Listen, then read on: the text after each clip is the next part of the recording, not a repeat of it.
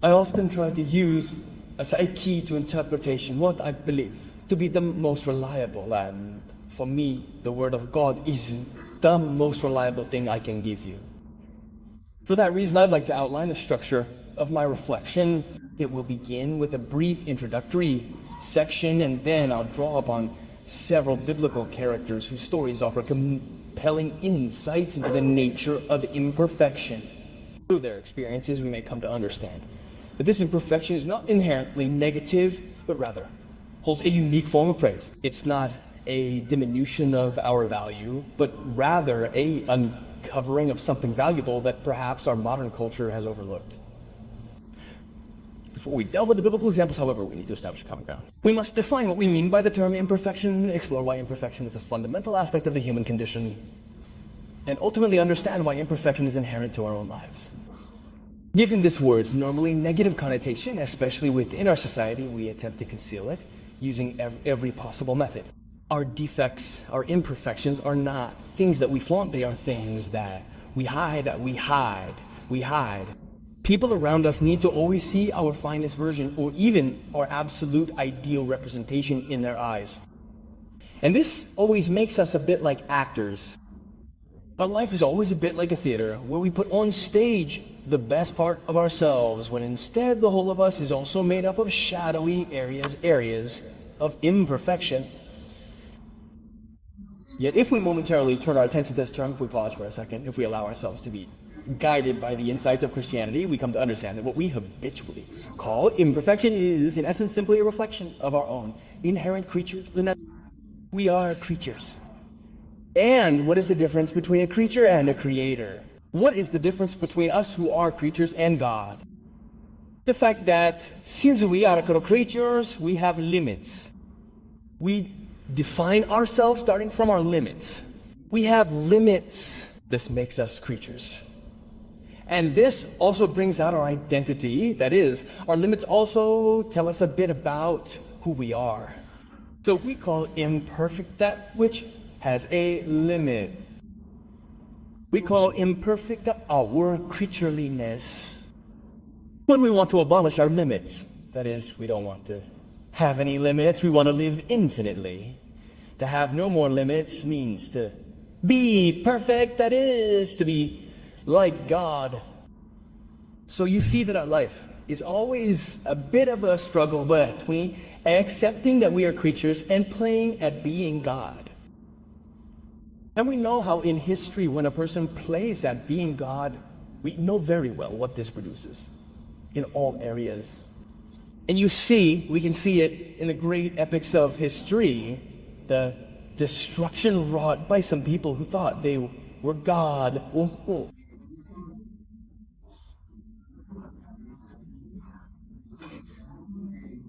We still see it today in the news of our newspapers and in the stories we are experiencing, as well as in politics and culture, in the environments that seem to decide the fate of the world. People who think they have no limits, that they can do whatever they want humanity to do. When a person plays at being God at home, it is a problem. It is difficult to live in a context, in a family, in a community, in an ecclesial experience, where there is always someone who does not remember that they have limits, who does not remember that they are a creature. Now you can see that the very first thing we should always do is to restore this essential sense of humility. We absolutely must accept our inherent limitations, embrace our status as finite creatures, and acknowledge our inherent imperfections. And this is actually quite an advantage, because if I were to spend my entire life in a constant struggle with myself, simply because I don't accept myself, my limitations, or the way I am, I would inevitably squander most of my valuable energy in this self-destructive conflict. If I spend the greater part of my life at war with myself because I fail to accept myself, I consequently miss a great deal of what this existence offers. Instead of living outwardly, instead of being proactive and constructive in reality, I am always a blamer, destructive, resentful person. I am withdrawn into myself, and I take out all this evil that since I do not accept myself on others, on the world, on history, on the workplace, on the environments in which we live. So first, there is a very secular issue that touches on this topic. And that is, people who have made peace with their creatureliness are always positive people and bring good. Individuals who have not resolved the conflict within themselves regarding their human nature, failing to accept their limitations, are commonly identified as toxic personalities. And they invariably surround themselves with this toxicity consistently and continuously. You see, when I begin to make peace with my limitations, I realize that those limitations are not a prison for me. In a moment, when we take some biblical characters, you will realize that one of the risks is that of letting ourselves be defined by our limitations. We have limitations, but we are not those limitations. Point nonsense. Limitations invariably represent the initial point for us, the very first true opportunity we possess. There is a beautiful encounter between a secular culture and spiritual culture, especially Christian spiritual culture, which starts precisely from this assumption.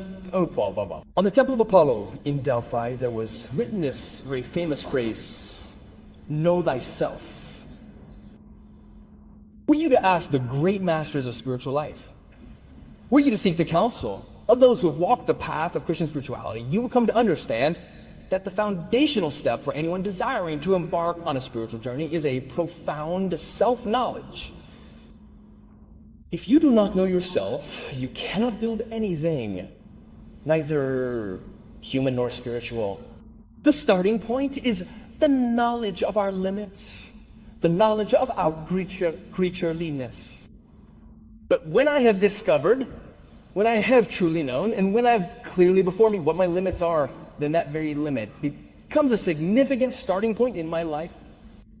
I will give you a simple example, but you will understand that if we apply this simple example on a large scale to the things of our existence, it begins to have a meaning that is no longer simple. Perhaps back in those ancient days, when our thirst became quite intense, we eventually realized that we had a tool perfectly ready for drinking, our hand. Placed in this way, my hand was able to scoop up a small amount of water, which I then lifted and brought to my mouth. Well, it's interesting. I used my ability to quench my thirst. But man was not satisfied with his hand positioned in that way. He grasped that, in fact, he was capable of inventing a glass, a vessel, a jug, a bucket. That is, he didn't settle for the limitations of his hand, but rather, he started from the capabilities of his hand, the potential within himself to then create, the old and create. So, if we start from our limits, those limits become a springboard for us, they become a provocation for us. They become the beginning of a completely different life for us. Experiencing a limit is not meant to confine us within those limits, but rather to serve as a catalyst, a point of departure. From there, we can unleash our creativity and develop countless things within the scope of our lives. So you understand that if I have 2 legs, I take measurements in this life starting from 2 legs. If I only have 1 leg, do I have to be resourceful? How can I live my life starting from the fact that I only have 1 leg? All of us, when we come to terms with ourselves and with who we are, realize that the most beautiful act of trust that life makes towards us, and for us who have faith that God makes towards us, is that He doesn't give us limits to torment ourselves. He gives us limits to resource ourselves. And it's beautiful to think that the Bible is made up of limited men and women who use their limitations to write a story of salvation. And God almost never intervenes in history to straighten out those crookednesses. God almost never intervenes in history to remove someone's limits. But He gives them confidence, He gives them a vocation, He gives them a mission, He gives them a reason to live. And these people are moved by this fire and this passion because this is what God is for. God is not there to solve our limitations, but to give us a reason to become creative starting from our limitations. The examples of men and women in the Bible, as we have observed, clearly demonstrate individuals who have achieved their full potential, flourishing in their lives.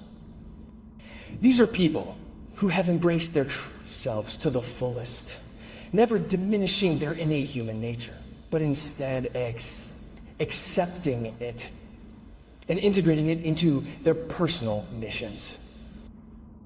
Why is this important to say at this moment in history? For the reasons we heard earlier. In a society of performance, the issue is actually quite different. The key issue concerning life, and our modern life in particular, is efficiency. We are valuable to the extent that we are efficient. And efficient means that we are valuable in this society of ours to the extent that we produce. If we do not produce, we are worthless. If we are not efficient, we are cut off from this society of ours. So what is the paradox? From our childhood, we're conditioned to achieve maximum efficiency and productivity, leading us to eventually become both highly productive and efficient. Then someone asks us, are you happy? No, then how is it possible that I produce, that I do so many things, that my life is a continuous work I'm doing? But if you ask me if I am happy, I will answer no. But when a person is not happy, are they still living a human life? Do you understand, yes or no, that the question of happiness is not a question of seeing all our desires fulfilled, but rather the possibility of still having a human life? The claim of happiness is to say that whatever we are experiencing is still human. Now, I understand that waking up early in the morning to go to work is a necessary part of my life. But if I approach it in a way that brings me happiness, then that effort becomes worthwhile. It is fine to sacrifice yourself for someone. But if you sacrifice yourself and that thing is ordered to happiness, that is, humanizes your life, you accept that sacrifice and it is fine to build. To earn something. But if you do it within the logic of happiness, that is, of a human life, all this takes on meaning. But take away happiness, that is, take away the meaning of things, and you can have money, you can have health, you can have intelligence, you can have a family, you can have people, you can have relationships. But when someone asks you and says, you who have health, you who have a family, you who have a car, you who have a job, you who have a salary, you who have a title, you who have fulfilled yourself, are you happy? No. And why is that? It's because we've lost sight of the core objective of our lives. To find something that can add flavor and meaning to our existence, giving it a purpose. Then understand that when we too distort Christianity into a system prioritizing efficiency, when we transform Christian spirituality into a tool for increasing productivity, we inflict immense harm on the message of Christ. Christ's liberation of humanity was not aimed at fostering greater production, nor was it intended to encourage worldly perfection. He has set man free so that man can finally achieve complete happiness. Happy in being a creature, happy in being oneself, not in eliminating one's inherent limits, but in the realization that the inherent light and shadow of this existence do not dictate the course of one's happiness. It is that a person can live in the dark and have perfect joy, can have light and not see anything. Therefore, the essence of Christ's message is this: we must embrace personal conversion, a transformation that extends to the way we interact with each other and shapes our cultural values. We need to shift our focus from the relentless pressure of performance to the inherent beauty and dignity of redeemed humanity, celebrating imperfections illuminated by God's grace. Do you know what the symptoms are that tell us that we are living in the wrong culture? In this type of culture, wounds are hidden. We relentlessly hide our wounds, and when those wounds become clearly visible, we subsequently use them to cultivate a victim mentality. In short, we always use our wounds in the wrong way. The second thing is that in this type of society, we abhor emptiness. When a person feels emptiness, they try to fill it in every way. It's remarkably challenging, this simple act of finding silence, of turning off our cell phones, of dedicating even just a fleeting moment to ourselves. The goal is to create a space, a refuge, where we deliberately surrender to the absence of activity, the absence of thought, the absence of sound and noise. This thing terrifies us because we think that when a person experiences emptiness, that person becomes useless. What is the point? Let's say it's a waste of time. I pray and I don't hear anything. It seems to me that I'm wasting time. I did this thing, but I didn't have any enlightenment. I took half an hour of Eucharistic adoration, but I didn't hear anything that would bring me inner peace, alas. For us, this thing is terrible. As if the things that are valuable in life must always have immediate feedback, as if they were fast food. This means that we don't know how to inhabit emptiness. And when we encounter emptiness in life, we immediately turn it into an illness, a symptom, to be treated in every way, even with medication. And yet emptiness is part of existence. Emptiness is like when there are pauses and silences in music. It's like when there's punctuation in a text. Emptiness is not a curse for us. It can become a disease when we don't experience it the way we should learn to experience it. And see, throughout his entire life, Jesus very frequently took time for moments of quiet solitude. Then he woke up while it was still night and went away alone to pray. The last part of Jesus' life, the last hours he lived in a terrible emptiness, a relational emptiness. He was no longer able to have contact with his friends who took them to that emptiness in Gethsemane. But they were sleeping. He was unable to have contact with God in that moment of crisis, and he felt the emptiness of heaven. There was an emptiness, and Jesus inhabited that emptiness. He was within that emptiness. He was not frightened by that emptiness. See, we constantly live in a culture that hates emptiness. Furthermore, a third factor is that we inhabit a time when we tend to promptly address anything we see as flawed. Any crack, attempting to immediately mend it, to instantly fill that crevice, and to immediately rectify what we deem as uneven, as uneven.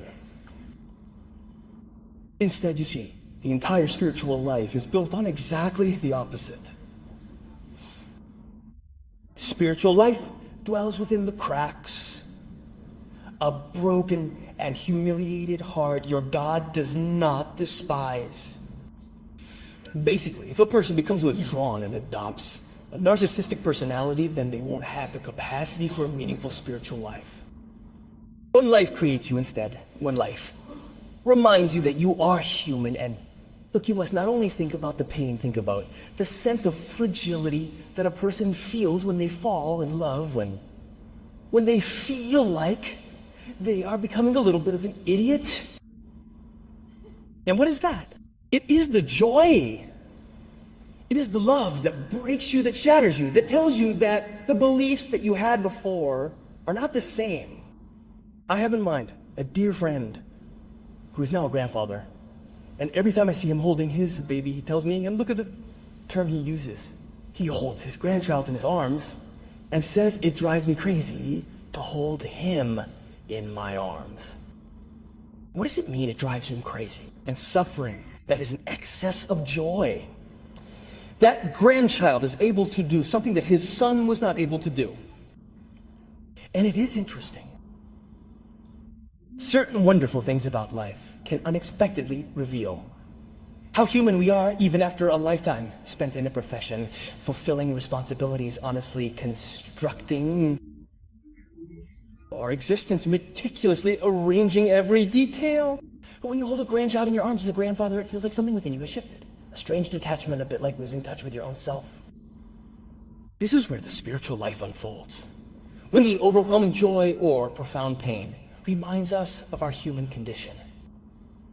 Now observe that by hiding these things, by dismissing them as unimportant, by offering a smile, to avoid grappling with them, we're missing the crucial point.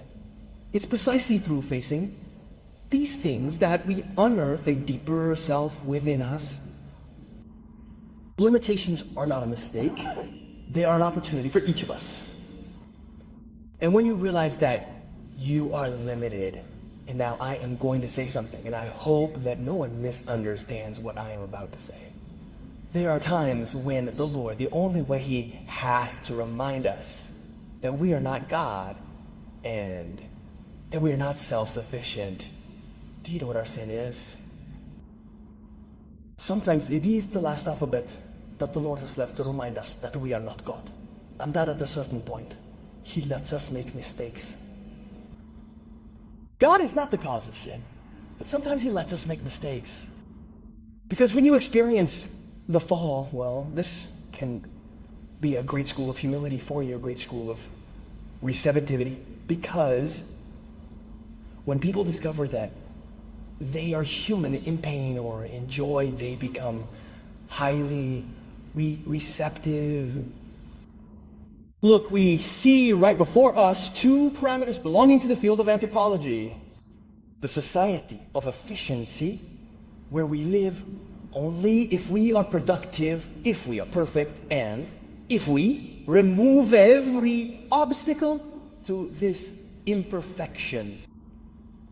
Thus, if my body indicates that I can pull the rope for 5 hours, I'm prepared to consider taking some substance to work for 15 hours and consequently to produce considerably more. I absolutely have to overcome my limit because I need to become significantly more productive in every area of my life. Then, the proof of the pudding is this. This abundance of activity mirrors and is indeed linked to a profound depth of being. Being that we do all the time makes us feel really good. What does this expression remind you of? Martha, you are anxious and worried about many things, but there is only one thing that is needed. And you have not understood it. And guess, Mary has chosen the better part that will not be taken away from her. And what does Martha represent in the end? She represents the fact of thinking that we are only worthy because we are anxious and worried. Look, it is a terrible thing that happens to us. By ill chance, if we find ourselves one day without a single worry, we automatically worry about that. And you ask yourself, why am I fine today? Why is there nothing that is worrying me? I am worried because there is nothing that is worrying me. We are strange creatures, huh? To be precise, it signifies that we have become so intimately entwined with Martha's illness that if someone should suggest, come sit at the table and eat this carbonara, we immediately feel a sense of guilt because we're no longer accustomed to living in such a way. Thus, as you can see, there is only one effective countermeasure to a civilization built solely on a performative model of efficiency. And do you know what it is? It is to recover spiritual life. Because spiritual life is knowing how to make music with our imperfection and allowing the grace of God to play on our creatureliness. This, after all, is spiritual life. Well, you see, we must be very careful, however, because there is a dividing line between what is spiritual life and what is instead a magical conception of a spiritual life. Thus, when we pray for the Lord to act within our lives originating from our inherent human limitations, this is not a request for us to disown our responsibilities, to apostolic utilize our full potential, to actively engage in God's work within our lives. Now, listen closely. Jesus asks his disciples, along with all who listen to him and take his teaching seriously, to strive to do only what is within their reach. But he emphasizes that their primary goal should be to do their very best within those limitations. In other words, Jesus does not ask people to perform miracles. He performs miracles. But he asks people to do what they can. Yes, that is true. I will give you some examples. and you will immediately understand where I am going with this. For example, in the miracle of the wedding at Cana, do you think that Jesus is capable of transforming water into wine? Because he enacts this sort of script in which he has to speak to the servants and say to the servants, go and fill those containers with water, because that is the only thing those servants can do. That is, take an empty container and fill it with water. The servants are not capable of performing a miracle, but they are capable of filling a container with water. Okay, Jesus performs the miracle, but first he asks those people to do their utmost. This is how a miracle is created according to the gospel. You have to do everything you can. God's grace determines what is possible. Anything beyond that is impossible. If you seek God's intervention without your own dedicated effort, that becomes magic, something we do not believe in. So you understand that if I want the Lord to perform a miracle in my marriage, that is, for that marriage to be transformed into water, into wine, I don't have to keep telling the Lord to perform a miracle, perform a miracle. The Lord is already convinced that he will perform that miracle for us. And listen to his voice that says, you do your utmost. And that's enough for you. How much can he love that woman, that man? 10. He loves 10 because that's what you can. That's it. But if you love two people saying that, then I'll ask the Lord to intervene, and no, friends, that is magic. It's not a miracle. Miracles do indeed exist. However, these miraculous events consistently pose a challenge to us. You can only confidently ask for a miracle when you are completely certain that you've exhausted every possible effort. One day, you see, Jesus finds himself in front of a crowd of people. Perhaps they had gotten carried away that day, because he teaches them all day long. You know, when you are in good company, the person you are listening to is pleasant, the hours fly by, the day flies by, and at a certain point, Jesus realizes that the day is now over and those people have been listening to him all day and have not eaten anything. The disciples, who really knew a thing or two about efficiency, say, have them go to the nearby villages, to some service station to find something to eat. In other words, you gave them the words, now these people have to eat, send them to find something to eat on their own. No, Jesus says, we have to feed these people. Do you know what the disciples say?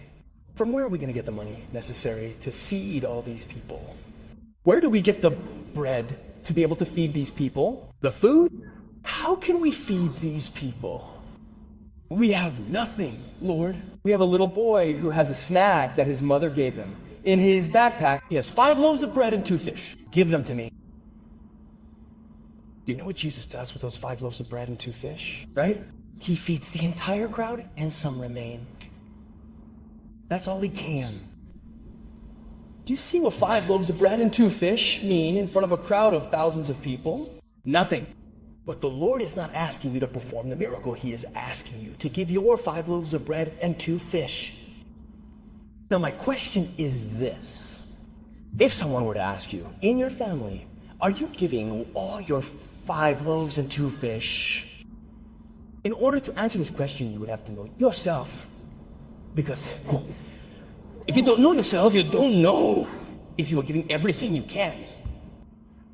In your community, in your priesthood, in your religious life, you are putting your 5 loaves and 2 fish on the table. You cannot answer this question if you don't know yourself. Look, you understand, our fundamental task is to attend to the inherent nature of our being. We must first deal with what is not enough. That is, with our possibilities. Because if I have to read with the eyes of this world, with worldly eyes, what 5 loaves of bread and 2 fish are, do you know what they are? They are an imperfection. Because perfection would be to feed everyone. On the other hand, I cannot feed everyone, so I am imperfect. No, it is your possibilities, it is your starting point. Now see, Christian spirituality isn't meant to be a replacement for us. When we truly learn Christianity, we realize that Christianity is coming to terms with ourselves and knowing how to put ourselves completely into play.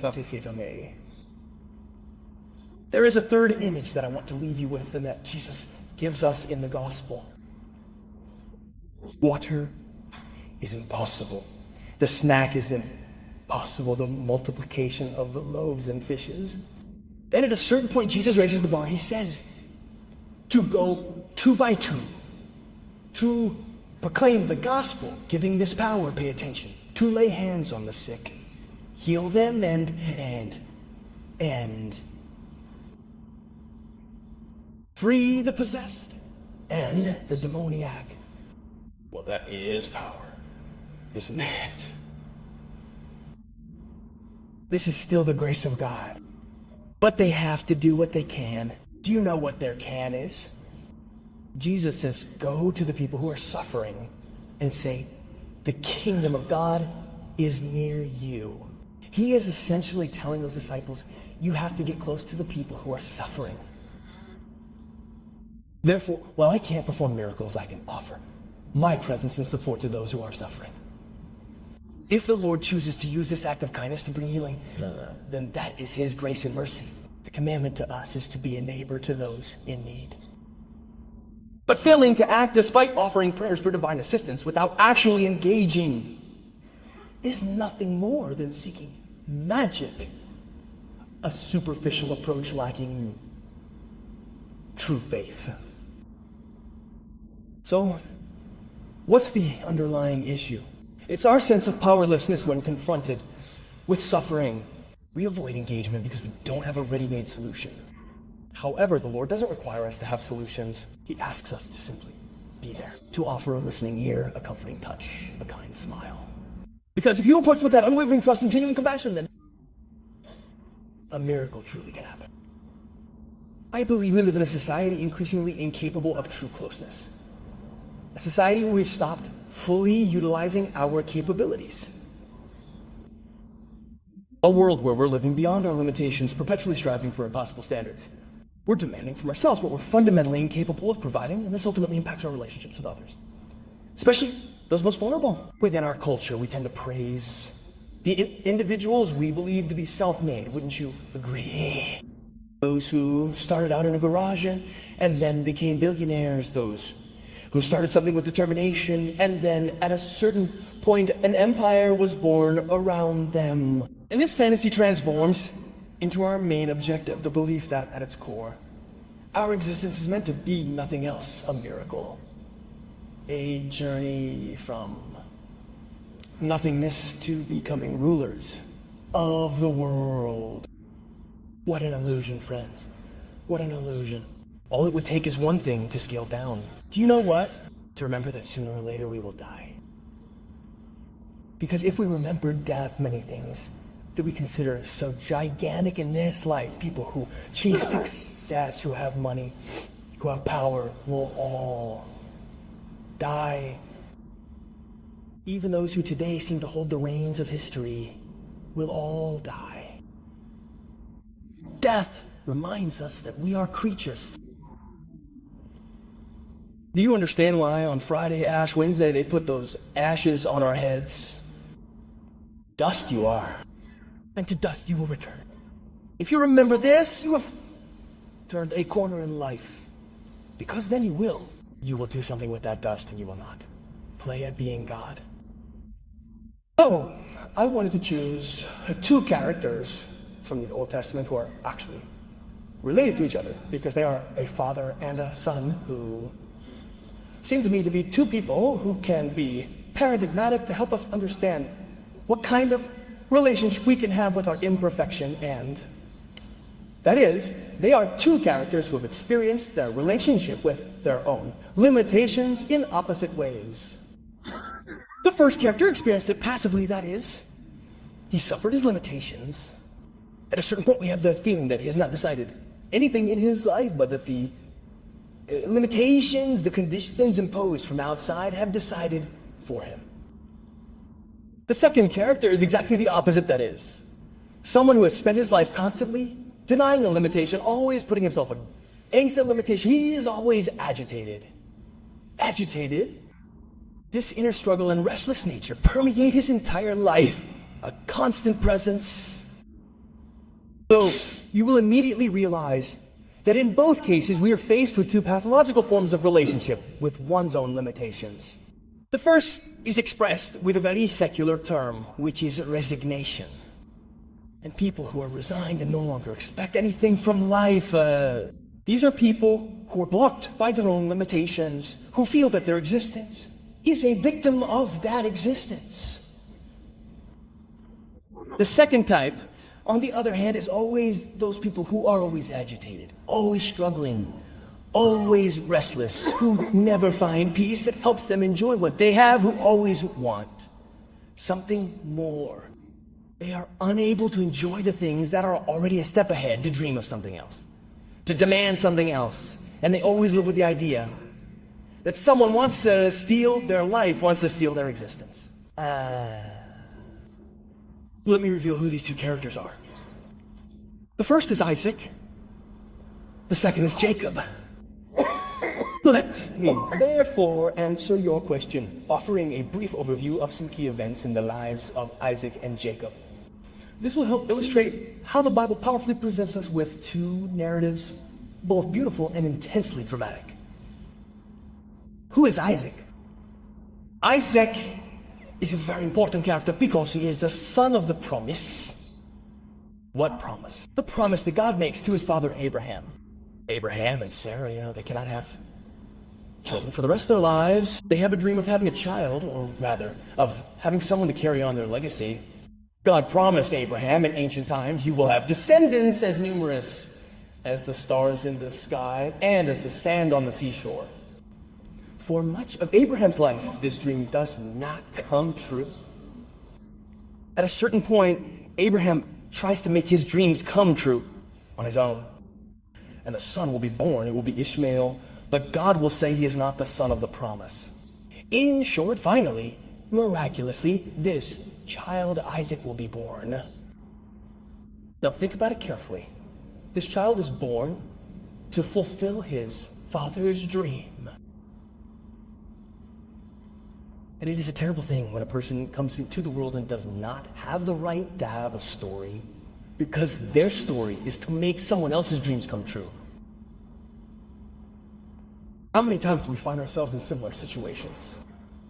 Since my father, my mother, my family, the people around me have not been able to do something, I have to do it because it was their dream. But I do not have the right to have a dream. I do not have the right to have a life. I do not have the right to have a story. I do not have the right to have a choice. It almost seems like my life is conditioned by someone else's dream. And this condition is tough. I don't know if you've ever thought about it, but Isaac does not have the right to have a life because he is the realization of someone's dream. And you can see it very well because at a certain point, God has to intervene in Abraham's life to separate him from this son. He will do it with that terrible thing, right? That is asking to sacrifice Isaac. And we all think of the purification that Abraham undergoes. Abraham, Abraham, here I am.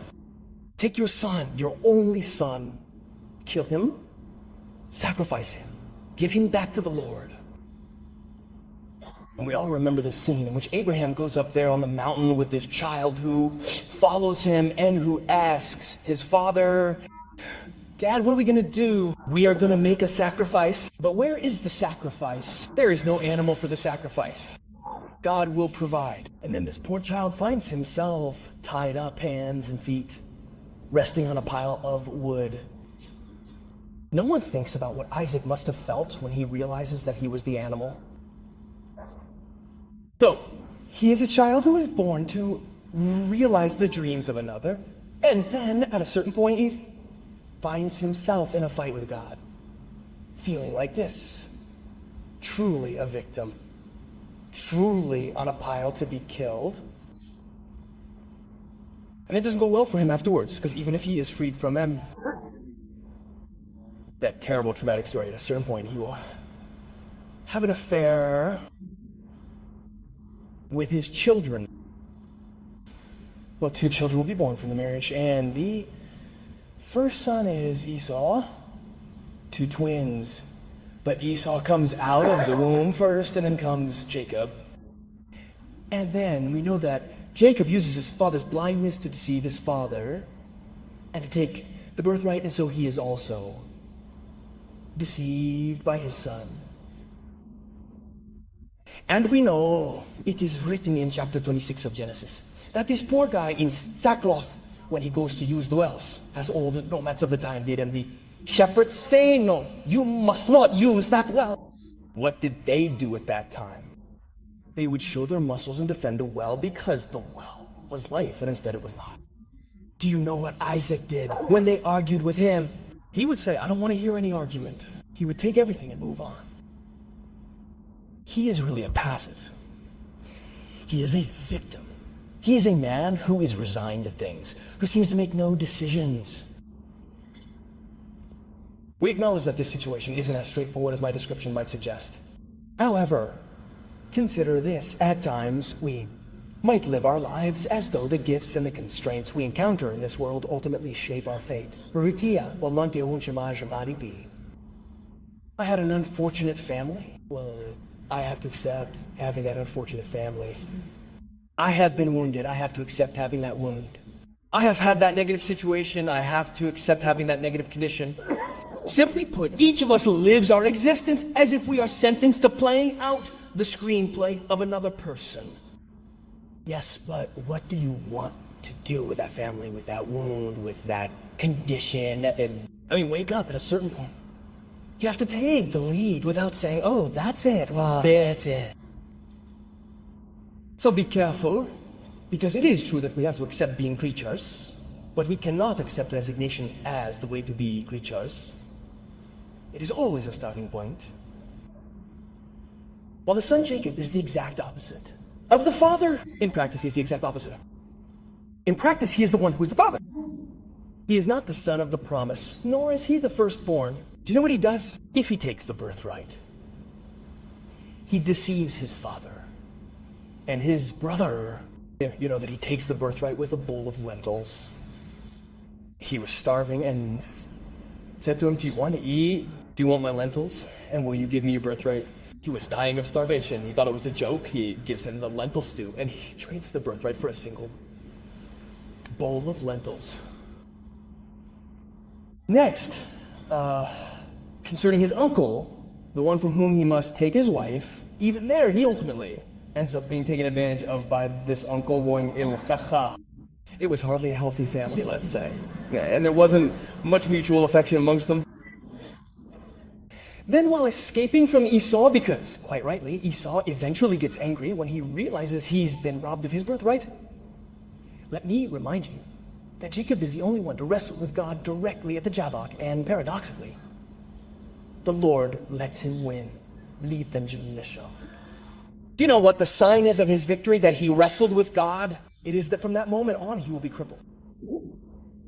It is paradoxical. The prize he receives is that previously he could walk without difficulty, but after his struggle with God, he walks with a limp. As if the Lord were saying, but do you think you are shrewder than the others, more intelligent than the others, more dashing than the others, more capable than the others? I'll give you a gift. I'll give you something that reminds you that you are a man, that you are a human being. And this blessing is interesting. It gives him an imperfection as a blessing. Jacob is the one who becomes the father of whom? Of Joseph. Do you remember the story of Joseph? But I also remind you that Jacob will change his name. He will no longer be called Jacob, he will be called Israel. In short, he is the exact opposite of the father. The father passively accepts life. He, on the other hand, has to change whatever you give him in life. He has to always turn it around. He has to always argue. He has to always fight. He is never here. He is never... And his whole life is having problems with his father, problems with his brother, problems with his uncle, problems with his children. He always has problems. This means that he is unable to enjoy what he has. How many times have you heard about restlessness in life? Yes, it's true. But there is a healthy restlessness and there's an unhealthy restlessness.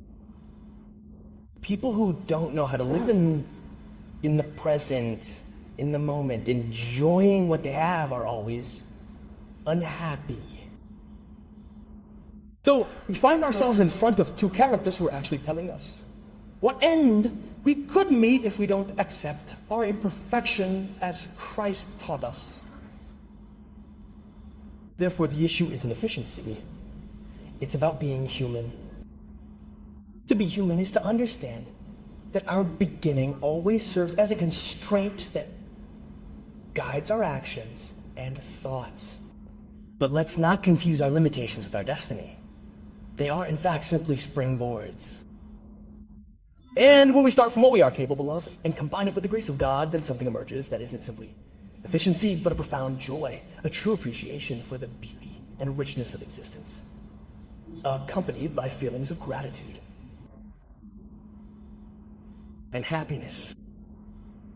What it means is that when you begin to live in that manner, each and every action you undertake, from preparing a simple meal to constructing a complex hospital, from performing in an orchestra, to enjoying a peaceful walk in the mountains, from sharing a pizza with friends, to spending time in adoration before our Lord in the Blessed Sacrament, all of it takes on a profound meaning.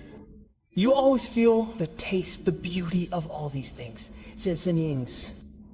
You feel that life is completely permeated by light. This is the business of those who have discovered this new way of being in the world. So, as we were saying before, it is not about praising mediocrity. It is not about, as Paul says, boasting about what they should be ashamed of.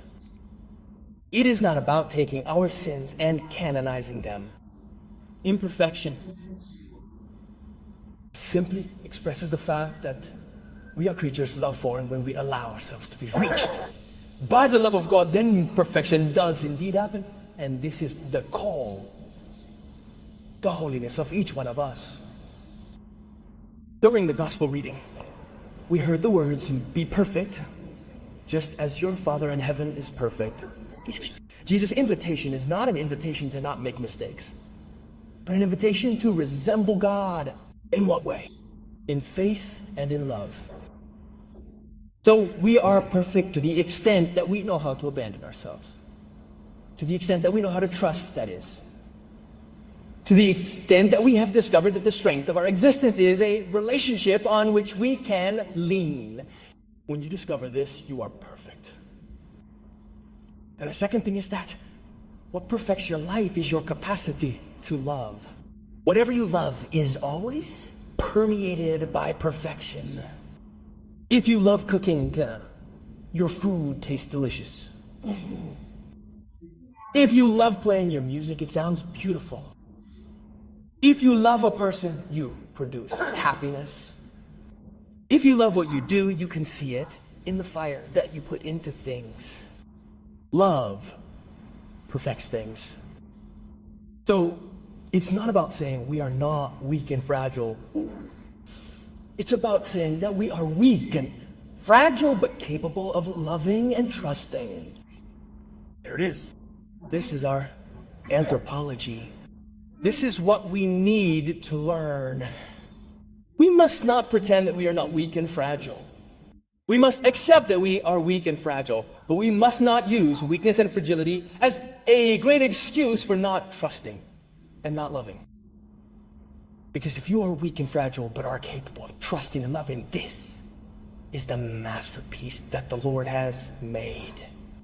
This is the image and likeness of God. This is something enviable. A man and a woman who shine.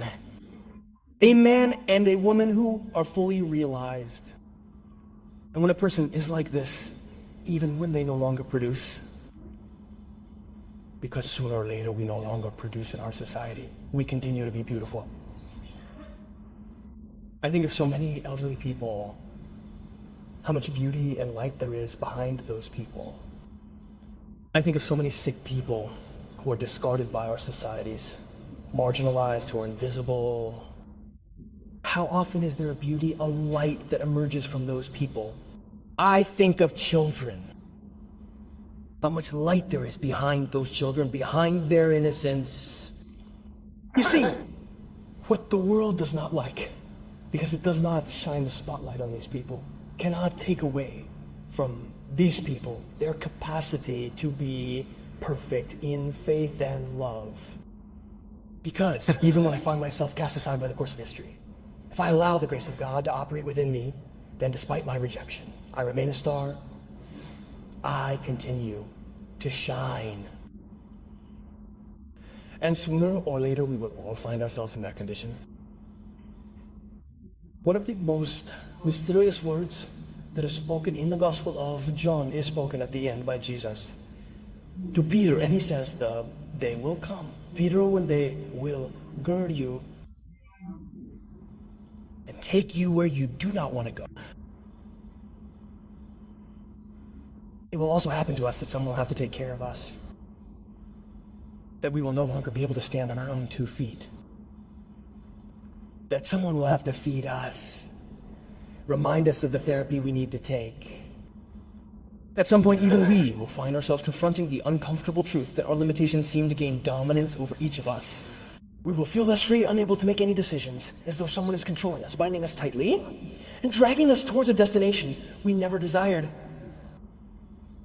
But an external condition can take away the most important thing in our life: our capacity to surrender and to love.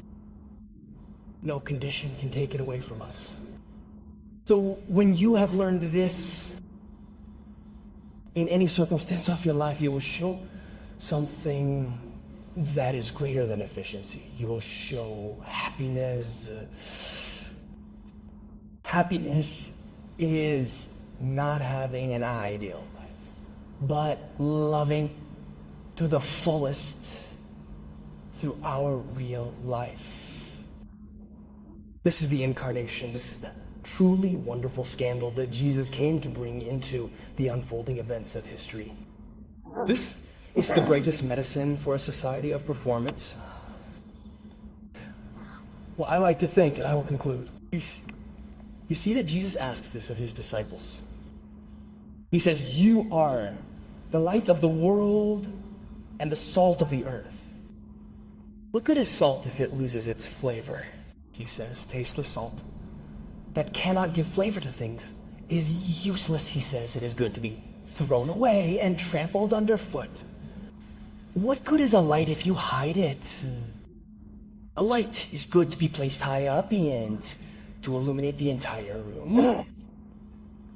There's no hint of arrogance in the request Jesus makes. He asks each and every one of us, who are creatures, to be light and salt. He asks each of us, who are imperfect, to be able to bring flavor and light. This is evangelization. Do you want to evangelize? Do you want to proclaim the gospel? Be happy. This is the most credible sermon that the world accepts. If you see men and women who, no matter what they are going through in their lives, continue to be people who trust and who, despite everything, continue to love. This is Christian holiness and the triumph of an imperfection traversed by the grace of God. Thank you. Yeah.